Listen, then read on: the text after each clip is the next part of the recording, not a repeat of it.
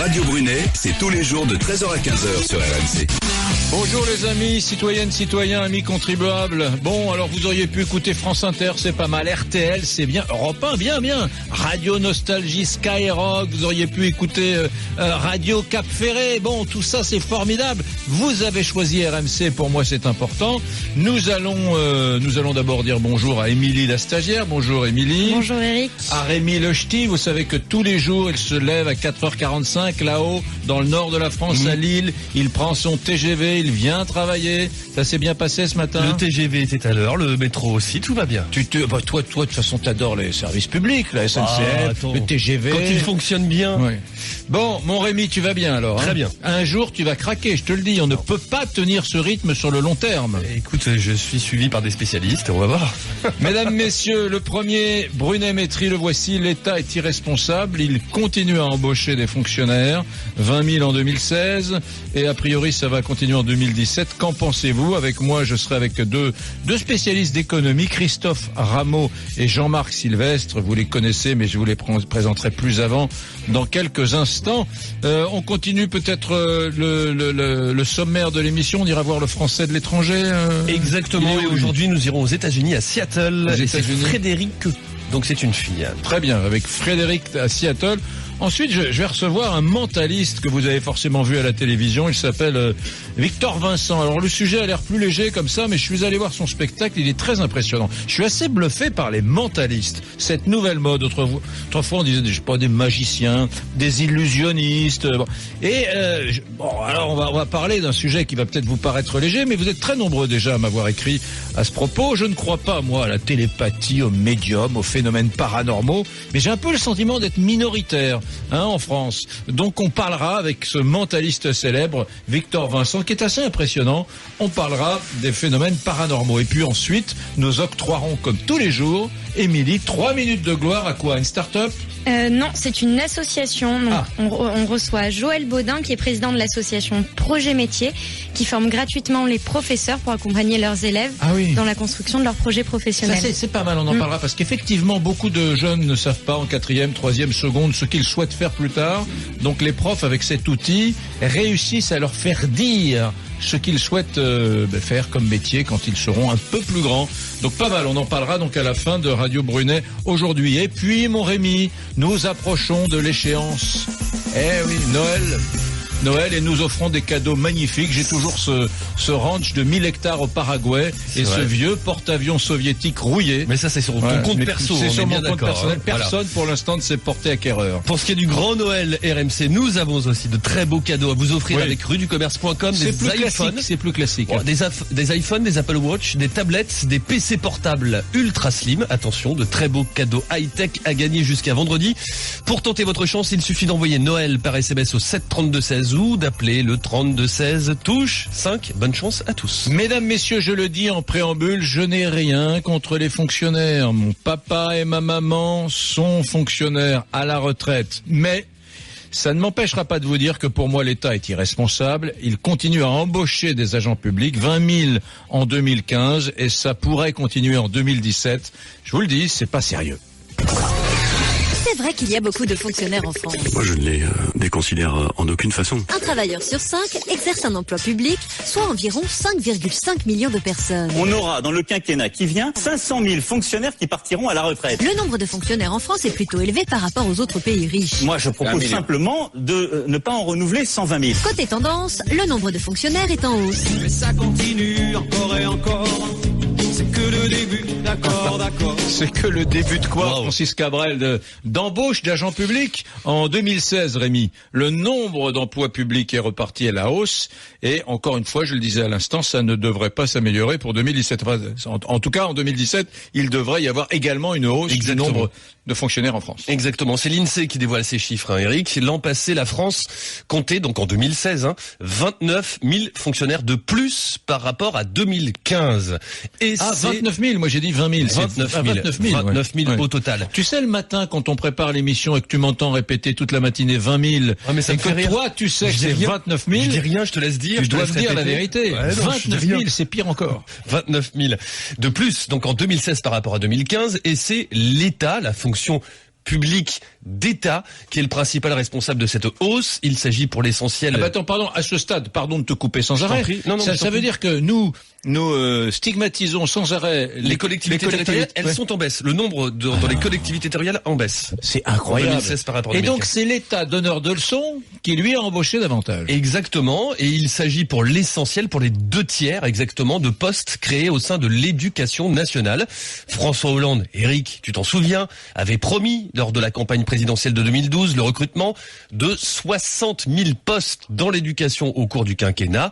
Eh bien sa promesse, elle a quasiment été tenue. Donc là, ce sont en 2016 encore des recrutements dans l'éducation pour l'essentiel. Le reste de la hausse des effectifs dans la fonction publique d'État en 2016 donc concerne la justice, la défense et l'intérieur dans le contexte terroriste que l'on connaît. L'année 2007 qui s'achève, Eric, devrait suivre la même tendance puisque le projet de loi de finances voté il y a un an prévoyait exactement le même nombre de créations de postes pour les fonctionnaires d'État, plus 14 000. Depuis, François Hollande n'est plus à l'Élysée. Emmanuel Macron a promis de réduire les effectifs, mais ça prendra du temps, puisqu'en 2018, seuls 1600 postes doivent être supprimés dans la fonction publique d'État. Et donc, pour voir l'inversion de la tendance à la hausse, ça sera pas avant 2019, au mieux. Merci Rémi. Le Brunet-Métrie, s'il te plaît. Alors oui, le premier Brunet-Métrie d'aujourd'hui, l'État est irresponsable, il continue à embaucher des fonctionnaires, 20 000 en 2016 et ça va continuer. Donc on a dit 29 000, c'est ça ? Oui. Donc les votants sont assez d'accord avec toi, Eric, sur la question des fonctionnaires, puisque 74% pensent que l'État est irresponsable d'embaucher. Alors, c'est que le début, mesdames, messieurs, vous allez voter de plus en plus nombreux, comme tous les jours.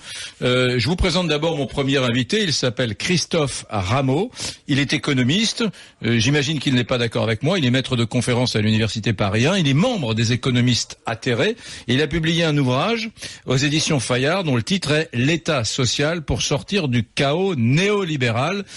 Christophe Rameau, merci d'être là, bonjour.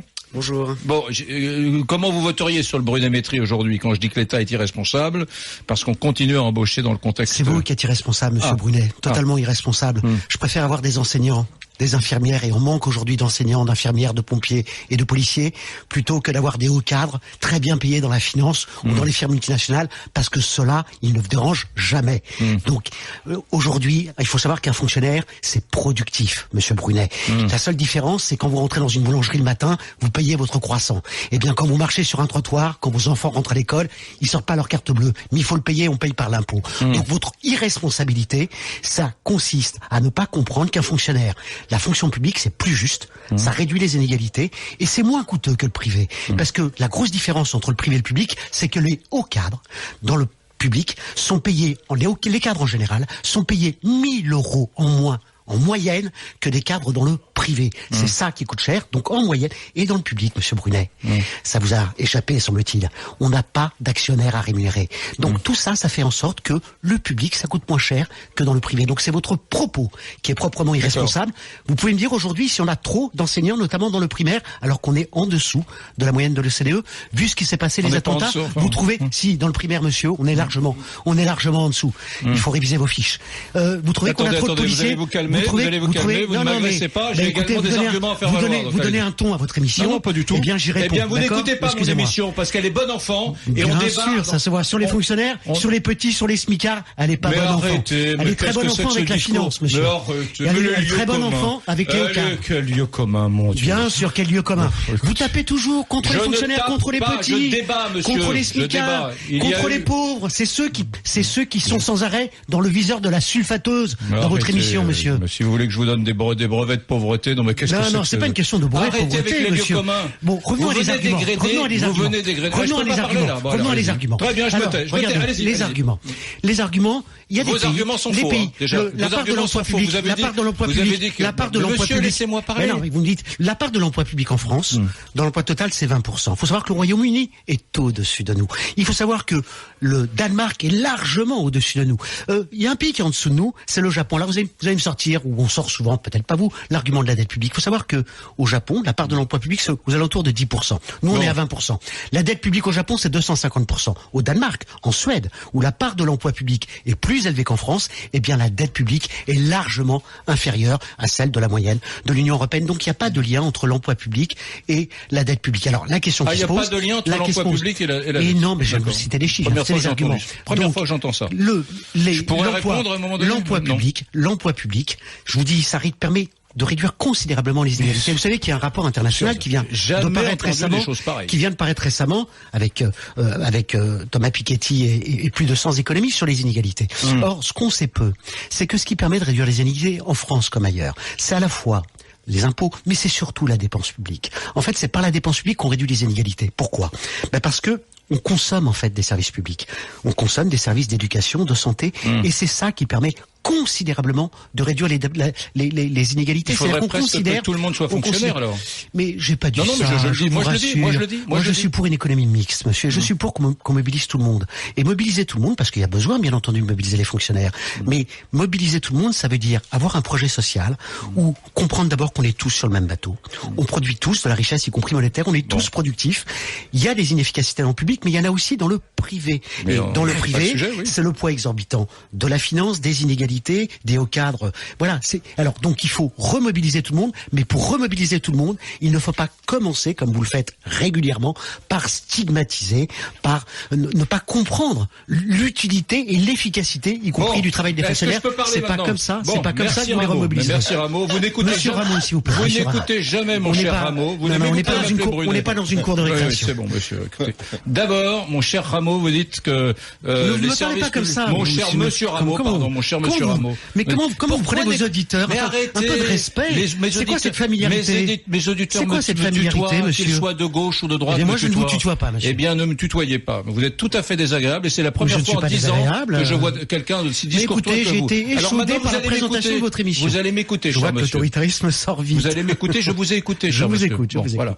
Et vos lieux communs, je dois le dire, m'agacent. D'abord, vous dites que les prestations qui sont remplies par le privé sont plus coûteuses que dans le public. C'est ce que vous disiez. Oui, parce qu'il n'y a pas d'actionnaire à rémunérer et parce que les cadres coûtent plus cher dans le privé. Un certain nombre de démonstrations ont été faites qui infirment cela, notamment dans le domaine de l'hospitalisation. Je vais prendre un sujet qui vous est cher. Savez-vous qu'une appendicite qui est... Des enfants de France sont scolarisés dans le privé? Non, pas 40%. Bon. Vous savez, pour faire avancer le débat, la question c'est que aujourd'hui, d'ailleurs c'était Hollande qui avait alerté sa fonction publique sur ce sujet et les collectivités notamment sur le fait que les fonctionnaires français travaillent en moyenne 1584 heures par an au lieu de la durée légale qui est 1607 heures. Donc ils travaillent moins de 35 heures. Voilà. Et il y a un certain nombre dans le fameux rapport de Philippe Laurent, vous savez, le maire de Sceaux, il avait été dit que plus de 1500 collectivités travaillent moins de 1607 heures, les 35 heures, en particulier des grandes villes qui appartiennent à la gauche, les communistes en particulier, c'est ce que dit le rapport Laurent sur le travail des fonctionnaires. Bon, aujourd'hui, on sait qu'on a un problème. On a un problème puisqu'on est obligé d'emprunter pour payer la masse salariale de la fonction publique et pour payer d'autres choses. Bon, est-ce que l'idée, ça serait pas tout simplement de pousser les collectivités, de pousser d'ailleurs la fonction publique en général, à travailler légèrement plus, 35 heures pour les collectivités, peut-être 36 heures, pour que nous ayons un service public de qualité. Voilà. Je rappelle quand même que dans l'OCDE, les pays de l'OCDE qui sont nombreux, eh bien la durée moyenne de travail hebdomadaire des fonctionnaires, c'est pas 35, c'est pas 32 ou 33 comme dans certaines collectivités françaises, c'est 37,6. Voilà, ça résoudrait quand même pas mal de problèmes de hausser la durée du temps de travail d'une heure ou deux. Je pense que ça pourrait, je pense que ça pourrait améliorer effectivement les choses. Il y a trois façons d'améliorer les choses. Il y a évidemment la technique du rabotage, c'est-à-dire raboter tout ce qui semble inutile. Ça a été toute la finalité de ce qu'on a appelé la RGPP, la régulation budgétaire, qu'on a essayé d'utiliser. Et je pense qu'on est arrivé arriver un peu à l'os, là, notamment dans la fonction publique d'État, et notamment dans un ministère qui a fait beaucoup d'efforts, qui est le ministère de l'économie et des finances. Hein. Bon, et il y a la digitalisation, qui évidemment permet d'économiser un certain nombre d'emplois, un certain nombre de fonctionnaires, mais je crois qu'on aura du mal. Je crois que la seule solution, et je pense que Macron pourra le faire s'il en a les moyens politiques, mais il doit les avoir, c'est de réfléchir, de savoir si on prend un service, une prestation de service, si elle est plus efficace rendue par le public ou par le privé. C'est-à-dire de faire la comparaison, de faire des exemples.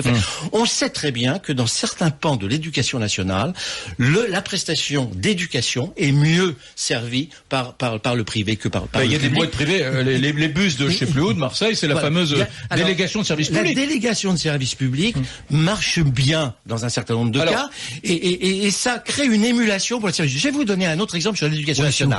Je vais vous dire, monsieur, sur l'éducation nationale, la Bretagne, où il y a une densité d'enseignement catholique très important, eh bien, l'éducation nationale a des meilleures performances que dans le reste de la France. Parce qu'elle a la concurrence du privé et elle se bat contre le privé. Alors, il est 13h25. On part en pub parce qu'on est une radio commerciale. Dans une seconde, monsieur Christophe Rameau répondra. Et puis, nous prendrons Christophe qui m'a appelé au 3216. Mesdames, messieurs, vous pouvez m'appeler vous également au 3216. Je vous attends et je vous prendrai à l'antenne. À tout de suite. RMC 13h-15h, Radio Brunet. RMC 13h-15h, c'est Radio Brunet. Éric Brunet. Eh oui, le jeu de Noël, mesdames, messieurs, comme tous les jours. Le Grand Noël RMC approche, nous avons de très beaux cadeaux à vous offrir avec ruducommerce.com, des iPhones, des Apple Watch, des tablettes ou encore des PC portables. De très beaux cadeaux à gagner jusqu'à vendredi. Pour tenter votre chance, vous envoyez Noël par SMS au 73216 ou vous appelez le 3216 touche 5. Christophe m'appelle au 3216. Mesdames, messieurs, bonjour à Christophe. Bonjour Monsieur Brunet. Alors, vous avez entendu mes invités, Christophe Rameau, des économistes atterrés, et Jean-Marc Sylvestre. Vous votez comment, vous, quand je dis que l'État est irresponsable et il continue à embaucher des fonctionnaires? Je suis on ne peut plus d'accord avec vous. Argument. Mais écoutez, c'est tout simple. L'argument est très simple. Le fonctionnariat, tout à fait d'accord, on en a besoin. C'est une nécessité en France et on va dire. À certains niveaux, on en a besoin plus qu'à d'autres. Je vais vous donner un exemple. Mon papa est décédé il y a 2 ans, donc il y a 3 ans maintenant. Donc il était en maison de retraite, médicalisé. Et je trouve que le nombre de personnes pour s'occuper de personnes âgées en fin de vie est très peu représentatif du besoin de fonctionnaires. Je pense qu'il en manque énormément. Par contre, il y a certains fonctionnariats, je vois au niveau des communes, au niveau des départements, je trouve qu'il y a une surpopulation de fonctionnaires, notamment avec le regroupement des départements. Donc, quand on a créé ces grandes régions, on a continué à conserver un nombre de fonctionnaires important. On continue à conserver des directeurs de cabinet, etc. Donc, du personnel qui est en doublon, en triplon, en tout ce qu'on veut. Donc voilà, je trouve ça catastrophique. Donc je suis tout à fait d'accord avec vous. Si on était une société, si l'État était géré comme une société, ça fait depuis longtemps que l'État serait en faillite, que l'État aurait licencié tout son fonctionnariat. Si demain je gère ma société comme comme l'État est géré, je me retrouve en prison, tout simplement. C'est pour ça que j'ai pris une décision qui pour moi est un peu pitoyable parce que j'adore mon pays, mais j'ai décidé d'arrêter ma société puis de passer la frontière. Voilà, tout à fait. Je m'en vais de la France parce que j'estime que mon État est mal géré. Vous allez faire quoi? Comment ça, vous faites quoi dans la vie? Je suis responsable d'une entreprise, donc voilà. Donc je vois comme je suis ponctionné pour gérer un État qui est extrêmement mal géré. Je paye. Tout à fait d'accord pour du service public, j'en ai besoin. Je suis pas un voyou, je suis pas un patron voyou, je suis une toute petite société. Mais j'estime qu'à un moment, il faut peut-être que l'État se remette en question. Mais alors, vous, quand vous dites je pars, c'est pas de l'évasion fiscale. Vous partez pour relancer votre économie. J'ai mes comptes en France. Mes comptes en France. Je n'ai rien à cacher. J'ai mes comptes en France. Je vais juste passer un petit peu la frontière, pour que les salariés soient un peu mieux rémunérés. au lieu de payer 80% de charge totale sur un salaire, j'en paierai plus de 38. Ouais. Voilà. Et vous allez où, de quel pays? Oui, vous êtes à je suis à la frontière luxembourgeoise. Oui, d'accord. Voilà. Vous allez au Luxembourg. Oui, tout à fait, mais je fais pas d'évasion fiscale, hein. J'ai pas de maison dans les Bahamas. Je suis un petit patron pas très riche. Donc voilà, ce qui fait que je préfère passer la frontière pour essayer de gagner un peu mieux ma vie, parce que les risques je les prends. Mais alors, en l'occurrence, votre argument, vous dites que les charges qui pèsent sur les salaires sont beaucoup moins élevées. Pas uniquement que les salaires, mais pas uniquement que les salaires, c'est la pression qui est mise sur les épaules des patrons par l'URSSAF, par le service des impôts. Moi la nuit, le matin, je me lève, je me dis bon. Je touche du bois pourvu que l'URSSAF ne débarque pas chez moi, parce qu'en tant que petit patron, on peut pas se permettre d'avoir des avocats fiscalistes, des fiscalistes et toute une ribambelle de conseillers comme peuvent savoir les grandes sociétés. Donc quoi qu'il arrive, je sais très bien, j'ai des amis qui ont été contrôlés, qui ne sont pas des voyous, ils se sont fait redresser et voilà. Parce qu'on n'est pas au fait de tout. Alors moi j'en ai marre de payer. Mais Christophe, je voudrais pas. Mais est-ce qu'on fait pas un hors sujet là? Quel est le rapport avec le nombre d'agents publics en France? Le nombre d'agents publics, écoutez, pour pouvoir avoir de plus en plus d'agents publics, je suis donc classé dans les cadres moyens. Donc j'ai vu mon imposition qui explose, qui ne fait qu'exploser. Ouais. On explose. Donc vous dites, Christophe Frémaux, membre des économistes atterrés, vous dites qu'il n'y a pas de rapport direct entre la fiscalité et le nombre de fonctionnaires en France. Et bien sûr que si, il y a un rapport. Il faut savoir que dans la dépense publique, quand on dit d'abord que la dépense publique c'est 57% du PIB, c'est pas faux, mais ce qui est faux, c'est de laisser entendre qu'il y a que 43% qui va au privé. Ça, c'est complètement faux. Quand on calcule la dépense privée, comme on calcule la dépense publique, la dépense privée, elle équivaut à 200% du PIB. Donc ça n'a pas de sens. Donc la dépense publique, c'est bien 1200 milliards. Il y en a plus de la moitié. En fait, c'est pas des sommes du tout qui vont aux fonctionnaires. C'est des sommes qui sont prélevées pour payer quoi? Les retraites, d'abord. Plus de 300 milliards. Ensuite, la santé pour l'essentiel. Alors, il y a une petite part qui va pour l'emploi public, c'est la fonction publique. Mais autrement, c'est le remboursement des médecins libéraux, c'est le remboursement des médicaments. Tout ça, ça fait vivre le privé. Il y a les allocations familiales, les allocations chômage. Et qu'est-ce que font les retraités? Les familles avec leurs allocations familiales, ils dépensent auprès du privé. Donc, en fait, ce qu'il faut savoir, c'est que la dépense publique, pour une large part, non seulement, ça ne sert pas à faire vivre des fonctionnaires. Les fonctionnaires, c'est 360 milliards à peu près la valeur ajoutée par les fonctionnaires. D'accord? Sur 1200 milliards, vous voyez la différence. Les entreprises qui sont prestataires des collectivités, etc. Ça sert à financer les prestations sociales. Et même, vous l'avez dit, les profs du privé. Le CICE, qui nous coûte si cher pour créer si peu d'emplois, ça rentre dans la dépense publique, d'accord? Donc on a 30 milliards de crédits d'impôts, recherche, etc., qui rentrent dans la dépense publique. Voilà. Donc, alors, pour revenir un tout petit point, parce que je ne peux pas laisser passer ça sur le temps de travail des fonctionnaires.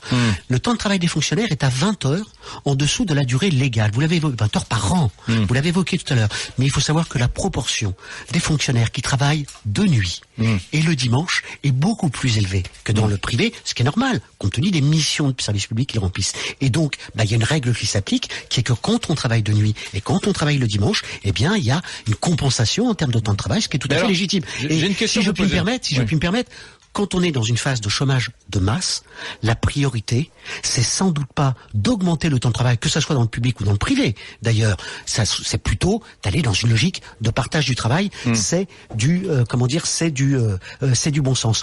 Un dernier point sur votre auditeur. Faut savoir qu'aux États-Unis, le service des impôts, ça rigole pas, beaucoup moins qu'en France, si je puis me permettre. Et aux États-Unis, à la fin de chaque mois, les patrons, ils payent moins de ce que communément on appelle à tort des charges sociales, au lieu d'appeler ça des cotisations. Mais vous savez qu'à la fin de chaque mois, ce qu'ils payent beaucoup, c'est obligatoire de facto. Ils payent énormément de prélèvements privés. Les assurances privées pour la santé, les fonds de pension pour les retraites. Ça rentre pas dans les prélèvements obligatoires. Vous voyez ce que je veux dire? Bon, mais c'est obligatoire parce qu'ils se sont engagés auprès de leurs salariés. Et en fait, ce qui est important, c'est au final, c'est la question que vous avez posée tout à l'heure.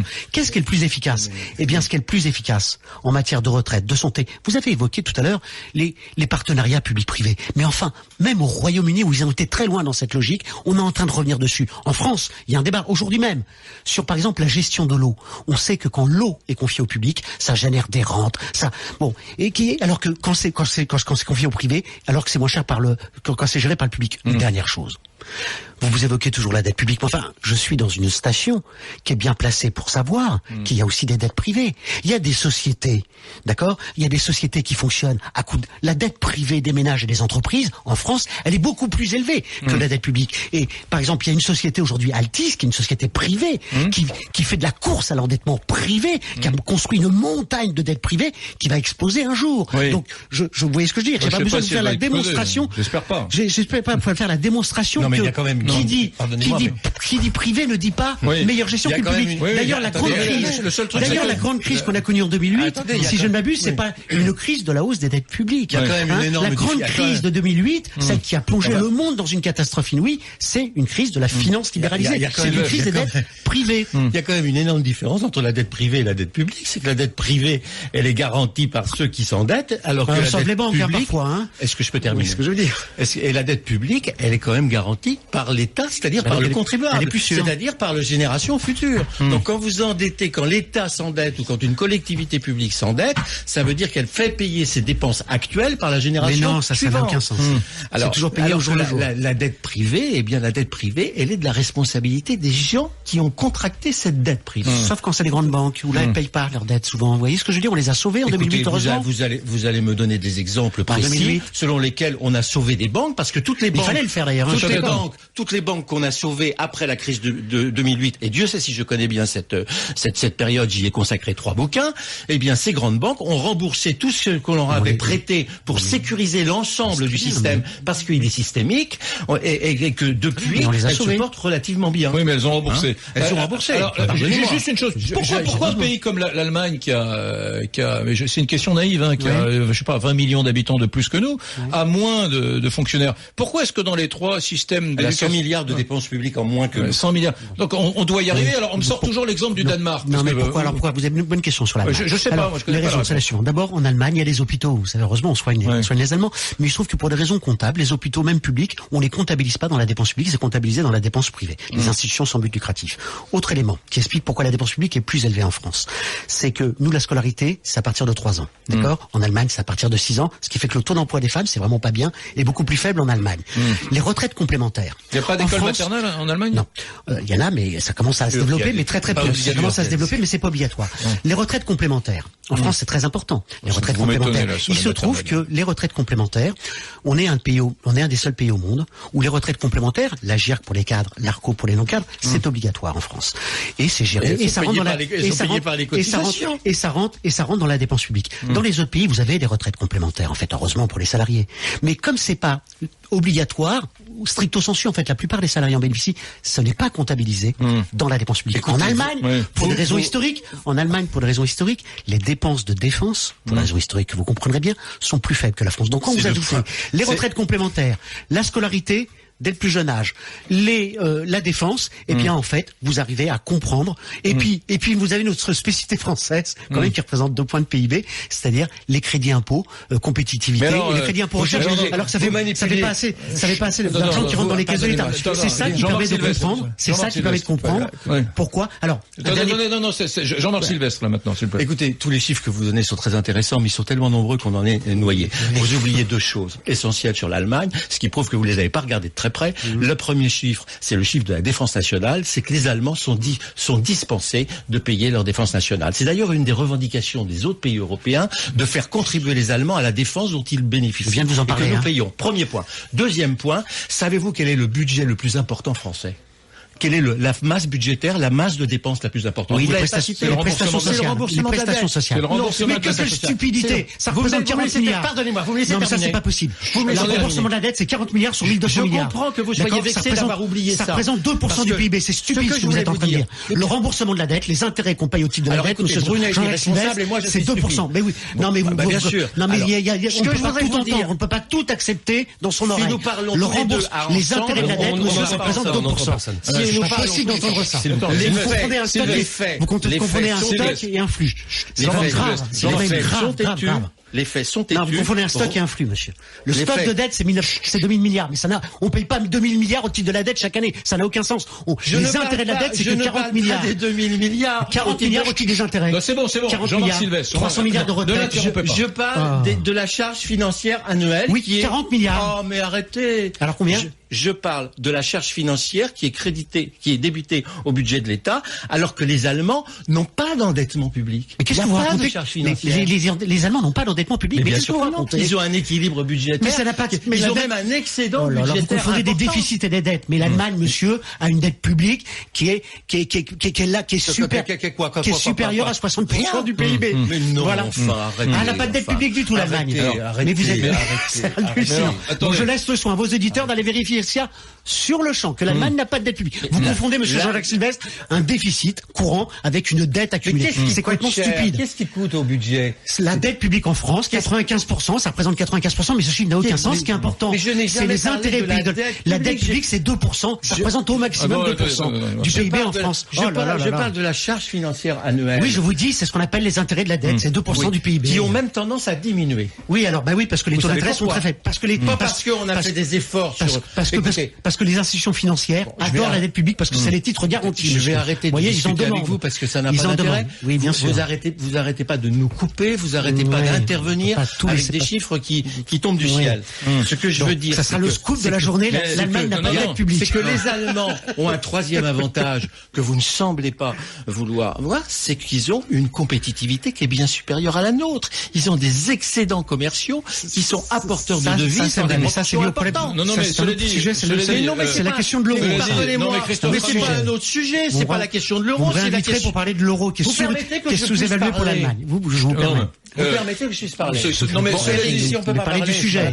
Ce que je voulais simplement dire, c'est que la compétitivité du système allemand est bien supérieure à la compétitivité du système. C'est pas le sujet, là. Donc, si c'est le sujet, parce que à partir du moment où vous avez une compétitivité supérieure, vous apportez des devises, vous apportez des bénéfices, vous apportez des excédents budgétaires. Ça, c'est lié à la sous-évaluation de l'euro. Vous avez les moyens. C'est un autre sujet, monsieur Jean-Jacques Sylvestre. Mais c'est pas la sous-évaluation de l'euro. Elle est la même pour tout le monde. C'est la qualité des produits, c'est la capacité des entreprises allemandes à offrir des produits sur les marchés internationaux, ce dont nous ne sommes pas capables. Pourquoi il y a autant de Mercedes et d'Audi, même dans tous les pays d'Europe? C'est bien parce que elles sont considérées comme meilleures que les nôtres. Pourquoi quand la production automobile... Arrêtez de parler toujours de l'euro, arrêtez de dire c'est de la faute aux autres. C'est pas de la faute aux autres. Si nous sommes en difficulté, c'est de notre faute. Si nous avons une pléthore de services publics, c'est de notre faute. Si en 2016, les effectifs de la fonction publique ont augmenté, c'est bien parce que François Hollande avait fait une promesse politique d'augmenter les effectifs de la fonction publique, notamment dans l'éducation nationale, parce qu'il a dans l'éducation nationale le cœur de son électorat. Dites-moi, pourquoi quand les dépenses d'automobile augmentent, c'est bon pour l'économie, et pourquoi quand les dépenses de santé augmentent, c'est mauvais pour l'économie? C'est assez bizarre parce que on pourrait se dire que non mais je n'ai jamais dit ça. Monsieur Jean-Jacques, je parle en général. Je ne vous réponds pas là. J'évoque en général une question. Vous voyez ce que je veux dire? Souvent pour les auditeurs, il y a l'idée que quand la consommation des ménages repart, c'est bon pour l'économie. D'ailleurs, on vient d'avoir une note de l'INSEE ce matin. Moi, je réponds à votre question naïvement en disant que quand les dépenses de santé, non mais je suis pas économiste, quand les dépenses de santé augmentent, elles sont plutôt financées par mes impôts. Quand le nombre de voitures, la production augmente, elle est plutôt pas financée par mes impôts. Oui, mais moi ce que j'ai dit, je me trompe ou pas quand je dis ça? Oui, mais non, vous avez tout à fait raison. Mais donc qu'on a sauvé les industries automobiles françaises. Donc en fait, la question effectivement, elle est là. C'est-à-dire que, et c'est ça qu'il faut changer comme représentation. Il faut accepter l'idée que quand on va dans un hôpital, quand on va dans un commissariat, on sort pas sa carte bleue. On sort pas sa carte bleue. Laissez-moi finir. L'accès est gratuit. L'accès est gratuit. Mais c'est pas gratuit. Mais c'est pas gratuit, il faut payer. Mais voilà, laissez-moi finir. Il faut payer par l'impôt. L'impôt qui sert à payer le travail productif des fonctionnaires, ça joue exactement le même rôle que le prix de la baguette de pain dans une boulangerie. Il faut l'accepter. Voilà. Donc, vous avez totalement raison. Il faut accepter cela. Et donc, la bonne question à se poser, et donc, je pense que c'est bien quand les dépenses de santé augmentent. Ça veut dire qu'on se soigne mieux. Plus les pays sont riches, vous savez, sur longue période, et plus les dépenses de santé. C'est plutôt bien. On peut aussi se dire, est-ce que, à travers l'impôt, je ne paie pas trop? On a le droit de se poser cette question. Est-ce que je ne paie pas trop pour revenir sur votre question sur les hôpitaux, ce que montrent les hôpitaux, c'était le début de votre émission.